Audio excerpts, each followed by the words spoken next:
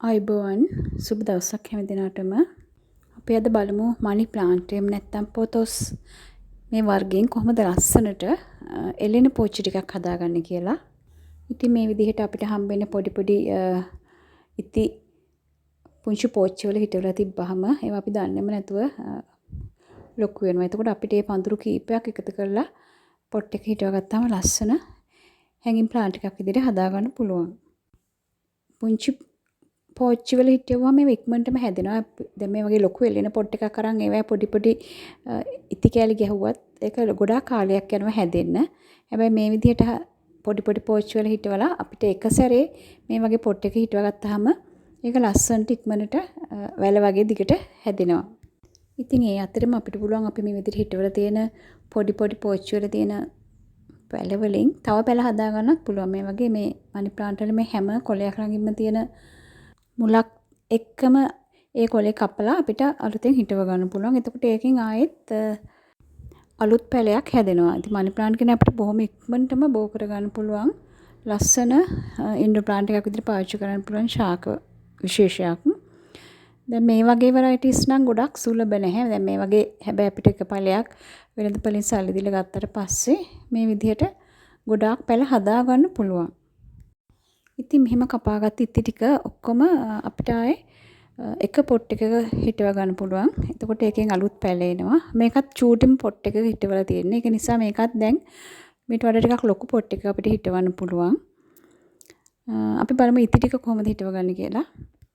ඉතින් මේකට මම ගත්තේ පොඩි පොල්ලෙඩි කෑලි, මధు පිටිපස්, කොහොබත් ටිකක්. මේ මිශ්‍රණය තමයි මේ ටික හිටව ගන්න හැදුවේ. ඉතින් මේක මේ විදිහට හිටවලා වතුර ටිකක් දාලා හොඳට මුල් ටික හැදෙනකන් හොඳ හේවන තැනක තමයි තියන්න ඕනේ. ඉතින් මේ වගේ වැහි දවස්වල නම් මේවා බොහොම පහසුවෙන් හදා ගන්න පුළුවන්.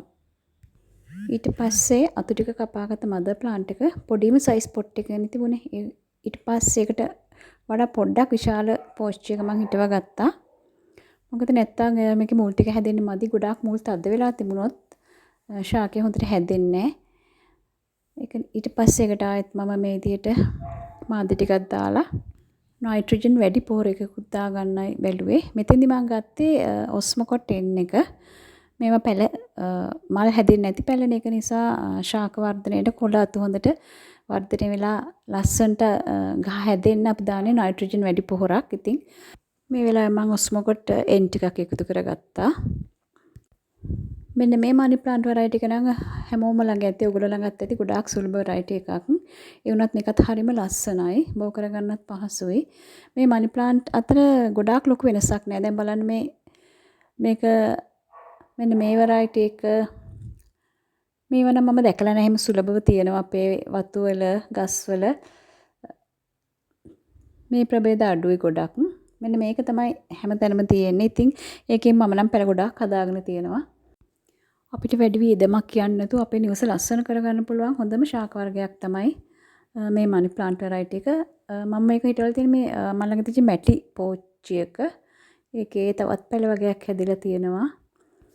ඉතින් මම හැදුවේ දැන් මේ මනි ප්ලාන්ට් ටික ගලවලා අරන් එල්ලෙන පෝච්චි එකේ හිටව ගන්න. එල්ලෙන පෝච්චි කීපයක්ම හදා ගන්නයි බැලුවේ. මේ වෙරයිටි එක ගොඩක් පැල මගේ ළඟ තියෙන නිසා. ඉතින් ඒකත් මේ විදිහට හිටවලා පොර ටිකකුත් දාලා ඊළඟට මම තව පොට් ටිකක් හදාගෙන ඉඳලා හැබැයි මගේ ළඟ තියෙන පොල්ලෙලි මට මේසෙන් හැමිච්ච පොල්ලෙලි කැටි ටිකක් ලොකු වැඩි. ඒක නිසා පොඩ්ඩක් පොඩියට කඩාගෙන මෙන්න මේ මනි ප්ලාන්ට් වෙරයිටි එකෙන් හැංගින් ප්ලාන්ට් එකක් හදාගන්න බැලුවේ. මේක නම් එම සුලභව මම දැකලා නැහැ. සල්ලි දීලා ගත්ත පැල වගේක්. හැබැයි ඒවත් දැන් ගොඩක් හැදිලා තියෙනවා. මේකත් අර විදිහටම අපිට පොඩි පොඩි ඉති කෑලි කපලා ගොඩක් බෝ කරගන්න පුළුවන්. හරිම ලස්සනයි. මේ විදිහට එකත් හිටව ගත්තා. මේ මනි ප්ලාන්ට් වගේ ප්ලාන්ට්ස් වලට නම් ඇත්තටම මෙහෙම පොහොර දාන්න අවශ්‍ය නැහැ. හොඳට හැදෙනවා. නමුත් අපි මේවා විසිතුරු ශාක විදිහටනේ හදන්නේ. අපි නිවස අලංකාර කරගන්න.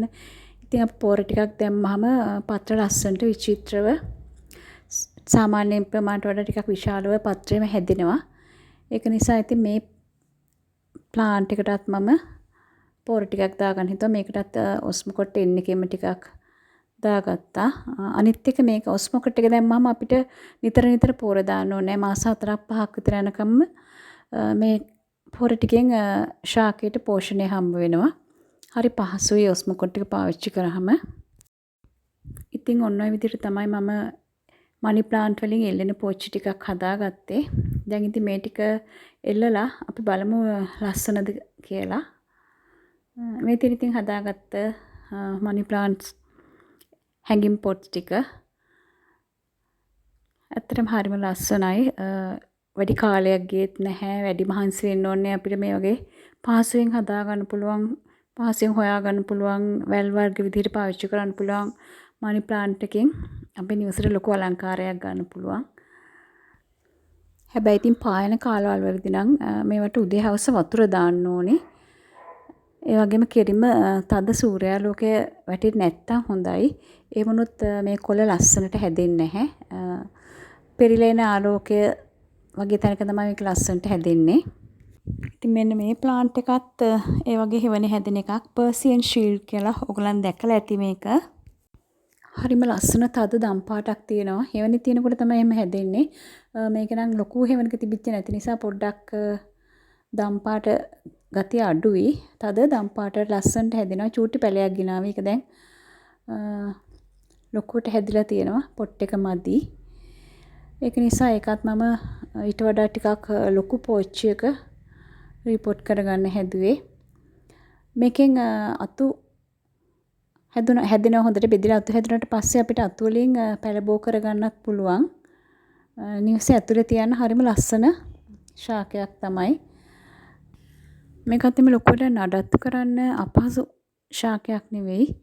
ඉතින් සමහරවිට මේක ලොකුවට හැදෙනවා අතු බෙදිලා.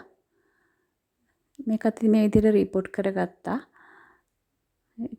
නිවස ඇතුලේ වැරන්ඩ එකක් වුණත් ලස්සන කරගන්න පුළුවන්. මේක එළියේ හදානකොට නම් ටිකක් මේක අර තද දම් පාට ගතිය අඩු වෙනවා. ඉතින් මේ වගේ ලස්සන ප්ලාන්ට්ස් එකක් ගැන කතා කරන්න අපි ආයෙත් ලස්සන වීඩියෝ එකකින් හමු වෙමු. හැම දිනාටම වාසනාවන්ත සුබ දවසක් ප්‍රාර්ථනා කරනවා.